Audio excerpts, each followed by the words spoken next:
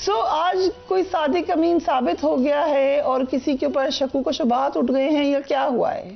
دیکھیے، سب سے پہلے تو جب شہباز شریف صاحب وزیر اعظم بنے، جس دن ان پہ فرد جرم عائد ہونی تھی اور وہ وزیر اعظم بنے، تو میں نے ان کو مبارکباد نہیں دی، کیونکہ مجھے لگتا تھا ان کو نہیں بننا چاہیے تھا، اور پھر بیٹے کو بھی بنا دیا۔ پھر اس کے بعد جب وہ 16 ارب کی منی لانڈرنگ سے نکلے، جس طرح کیس چلے ہی نہیں، گواہ پورے آئی نہیں اور وہ بری کر دیا، اس پہ بھی مبارکباد نہیں دی۔ لیکن آج مجھے مبارکباد دینی چاہیے انہیں، اس لیے دینی چاہیے۔ بیٹے بھی واپس آ رہے ہیں، اس بات کی مبارکباد نہیں، شہباز شریف صاحب کو ڈیفینیٹلی دینی چاہیے، اور سارے لوگوں کو جو یہ شہزاد اکبر صاحب جن کے ہیڈ تھے، جنہوں نے احتساب کو گالی بنایا، مذاق بنایا، ریڑھ کی ہڈی توڑ گئے احتساب کی، اور عجیب و غریب طوطا مینا کی کہانیاں سناتے تھے، ان کو بھی میرے خیال سے لانا چاہیے اور پوچھنا چاہیے کہ حضور والا یہ جو آپ یہ سارا کر کے گئے تھے، روئے رواں تھے اور ہمیں روز بتاتے تھے، ڈیوڈ روز اور ان کی ٹویٹیں شیئر کرتے تھے، اور ڈیوڈ روز وہاں سے جگتے مارا کرتا تھا کہ وہ شریف تو آ ہی نہیں رہا۔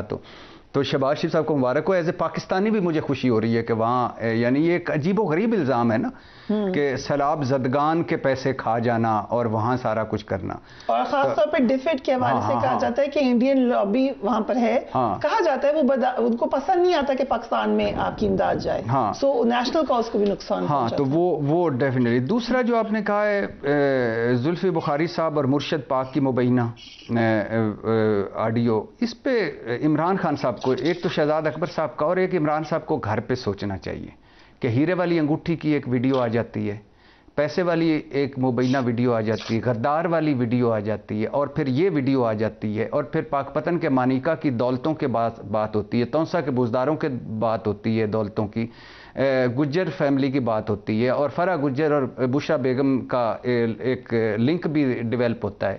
تو اس پہ سوچنا چاہیے عمران خان صاحب کو، اس پہ تحریک انصاف کو کھلے دل سے سوچنا چاہیے کہ یہ کیا ہو رہا تھا اس وقت، یا کیا سارا چل رہا تھا اس وقت پیچھے بیک گراؤنڈ پہ۔ تو یہ آپ کے خیال سے آج کی جو آڈیو وہ ڈیمیجنگ ہے، کیونکہ کہا یہ جاتا ہے بابا پی ٹی آئی کی طرف سے، ان کا اگر موقف دے کہ انلیگل کام تو کوئی نہیں ہوا یہاں۔ نہیں، دیکھیں وہ چھوڑ دیں، یہ ضرور کرنا چاہیے کہ یہ آڈیو ویڈیوز کون ریکارڈ کرتا ہے اور کون نکالتا ہے، خواہ وہ مریم نواز کی ہوں، خواہ وہ شہباز شریف کی پی ایم ہاؤس کی ہوں، خواہ وہ کابینہ کی ہوں، خواہ وہ عمران خان کی ہوں، خواہ وہ بشرا بیگم کی ہوں، خواہ وہ کسی کی بھی ہوں، میری ہوں، کسی کی بھی ہوں، کیوں نکالتے ہیں اور کن وقتوں کے لیے رکھی ہوتی ہیں اور کیا کرتے ہیں۔ لیکن دوسری بات یہ ہے کہ یہ دوسرا جو بڑے دکھ کی بات ہے کہ ہم ان کو کن کاموں کے لیے بھجواتے ہیں وہاں اقتدار میں، اور یہ کیا کام کر رہے ہوتے ہیں۔ اب آ جائیے کہ عمران خان صاحب کا مان لیا، توشہ خانہ سے بری بھی ہو جاتے ہیں، مان لیتے ہیں، انہوں نے کوئی حالانکہ وہ میں اس پہ کئی مرتبہ تفصیلی بات ہو چکی ہے کہ انہوں نے کیا غیر قانونی کام کیا، کیا غیر قانون کے مطابق، چھوڑ دیں۔ عمران خان صاحب نے ہمیں ایک اخلاقی معیار سیٹ کیا تھا کہ تحفے نہیں لینے چاہیے، انہوں نے لیے، اونے پونے داموں پہ لیے۔ عمران خان صاحب نے کہا تھا کہ تحفے چھپانے نہیں چاہیے، چھپائے۔ عمران خان صاحب نے کہا تھا کہ، اور پھر یہ تیسری بات تو انہوں نے یہ کہ تحفے بیچ دینا، خواہ شفیق کو بیچتا ہو، مجھے بیچاؤ، آپ کو بیچاؤ، چھوڑ دیں عمر فاروق کا تو وہ تو ایک خود اس کی لمبی ہسٹری ہے، ناروے، سوئٹزرلینڈ، وہ چھوڑ دیں۔ تحفے لیے گئے نا، یہ تو طے ہے نا، طے ہے کہ نہیں؟ آپ بتائیں، لیے گئے کہ نہیں؟ ٹھیک ہے، لیے گئے کہ نہیں؟ اب یہ بتائیں۔ نہیں لیے گئے، لیے گئے، تحفے چھپائے بھی، پھر معاملہ اسلام آباد ہائی کورٹ میں پہنچا کہ نہیں، کہ تحفوں کی بتایا، وہ کہتے ہیں ملکوں کے تعلقات خراب ہو جائیں گے، فلانا ہو جائے گا، فلانا ہو جائے گا، پھر اس کے بعد پتہ چلا تحفے بیچے بھی۔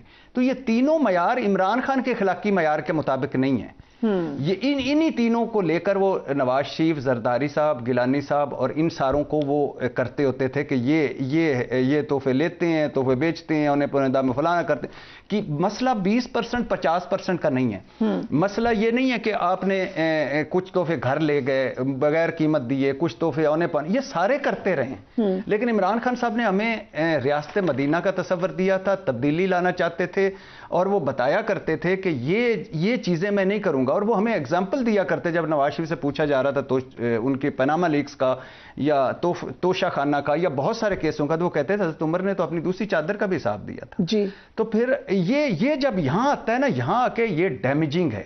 آج اگر یہ جو بھی کہہ دیں کہ بشرا بیگم کی نہیں ہوگی، میری ادھر سے اٹھائی ہوگی، ادھر سے اٹھائی ہوگی، لیکن یہ ایک کڑی چلی جا رہی ہے، کڑی در کڑی چلی جا رہی ہے جو کہ نہیں ہونی چاہیے۔ جو یہی تو دکھ ہے عمران خان صاحب. جب ہم کہتے ہیں نا اب تو ہمارا کوئی مانتا ہی نہیں ہے، لیکن ہم پھر بھی مانتے ہیں کہ عمران خان صاحب ذاتی طور پہ کرپٹ نہیں ہو گئے، لیکن ان کے کوئی ارد گرد کرپشن نہیں ہو رہی تھی. ان کی کابینہ میں نائب زدہ نہیں تھے، پینڈورا لیکس والے نہیں تھے. ان کے گھر سے بار بار ایک چیز نکل رہی ہے، بار بار نکلی، کبھی یونیورسٹی کی، کبھی زمین کی، کبھی ہیروں کی، کبھی پیسوں کی، کبھی توسا کی، کبھی بزدار صاحب کے ایک بڑا مشہور ہوا تھا بزدار صاحب کا کہ وہ کوئی فون آتا ہے تو ان کو مرشد پاک کہتے ہیں. تو اب یہ سارے جو ہیں کڑیاں مل رہی ہیں، یہ نہیں ہونا چاہیے تھا. یہ عمران خان سے توقع نہیں تھی. وہ ان کو اللہ، بقول ان کے اللہ نے ان کو اس وزارت عظمیٰ ملنے سے پہلے اللہ نے ان کو عزت، مقام اور شہرت دیا تھا، دولت دی تھی. ان کو ان کے جو جیب میں پرس بھی نہیں ہوتا. تو یہ پھر کیوں ہو رہا ہے؟ لیکن عمران خان پور امید ہیں کہ پنجاب اسمبلی کی تحلیل پر کاف لیگ کے ساتھ کوئی ڈیڈ لاک نہیں، اور جیسا وہ کہیں گے ویسا ہی ہوگا. آج تحریک انصاف کے رہنما فواد چودھری نے کہا کہ اگر کاف لیگ نے ہمارے ساتھ رہنا ہے تو ان کو اسمبلیاں دسمبر میں ہی توڑنا پڑیں گی. سو کانفیڈنٹ نظر آ رہی ہے پی ٹی آئی اس حوالے سے. آپ کو کیا لگ رہا ہے بھٹی صاحب ہونے کیا جا رہا ہے؟ کیونکہ ساتھ ہی ساتھ یہ بھی انفارمیشن پھیلائی جا رہی ہے کہ چودھری پرویز الہی شاید دوسری طرف جا رہے ہیں، جس کو مونس الہی صاحب ڈینائی کر رہے ہیں. ابھی تک تو مسلسل ڈینائی کر رہے ہیں. نہیں، اس وقت اس گھڑی تک تو کوئی چانس نہیں، بالکل نہیں جا رہے پرویز الہی، بالکل نہیں جا رہے. مونس الہی نہیں جا رہے. ان کی فیملی، انہوں نے ایک پوزیشن لی ہوئی ہے، وہ بالکل نہیں جائیں گے کیونکہ بہت ساری پوزیشنیں وہ لے چکے ہیں. اب وہ نہیں جائیں گے اور وہ عمران خان صاحب کے ساتھ ہیں، اور انہوں نے پورا اختیار دیا عمران خان صاحب کو اسمبلی توڑنے کا. لیکن اس میں کوئی شک نہیں کہ پرویز، نہ صرف پرویز الہی بلکہ پاکستان تحریک انصاف میں ایک مضبوط دھڑا کہہ رہا ہے، ابھی بھی عمران خان صاحب کو کہہ رہا ہے کہ ہم اسمبلیاں توڑنے میں جلدی کر رہے ہیں. ان کا خیال ہے کہ یہ اسمبلیاں نہ توڑیں، آپ کے پی کے میں اور پنجاب میں بیٹھیں. پی ڈی ایم حکومت پھنس چکی ہے، وہ اسحاق ڈار صاحب ڈیلیور نہیں کر پا رہے، مسائل بہت زیادہ ہیں، ان کا بیانیہ پٹ چکا ہے. اور جو یہ کر رہے ہیں، جس طرح نیب ختم کرنا، جس طرح یہ دھڑا دھڑ بری ہونا، دھڑا دھڑ واپس آنا، دھڑا دھڑ باہر جانا، پاسپورٹ مل جانا، کسی کو ریلیف مل جانا، تو یہ سارا ہمارے نیریٹو بیانیے کو تقویت پہنچا رہا ہے. اور آج اور یہ سچ بھی ہے کہ آج عمران خان صاحب کی حکومت ان کے سامنے مسیح لگتی ہے کہ وہ سارے ان کی جو اس وقت ڈیفالٹ کا خطرہ ہے وہ اس وقت عمران خان کے دور میں نہیں تھا. جو اس وقت ڈالر کا حال ہے وہ عمران خان کے دور میں نہیں تھا. جو اس وقت مہنگائی کا حال ہے وہ عمران خان کے دور میں نہیں تھا.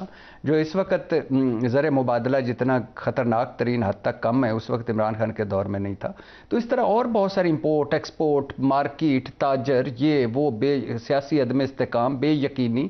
اور جس طرح آپ کو بھی یہ لگتا ہے کہ اگر خان صاحب ڈیلے کریں گے الیکشن تو فائدہ ہے؟ کیونکہ جو ان کا پوائنٹ آف ویو ہے وہ لگتا تو ہے کہ بڑا ویل تھاٹ تھرو ہے کہ اگر یہ ادھر حکومتیں بنا لیتے ہیں دوبارہ اور پھر جنرل الیکشن میں جاتے ہیں تو وہ تو بڑا ہائی پچ پر کھیل رہے ہیں. آپ دیکھیں نا کہ P D M versus Imran Khan ہے، 14 جماعتیں بامقابلہ عمران خان.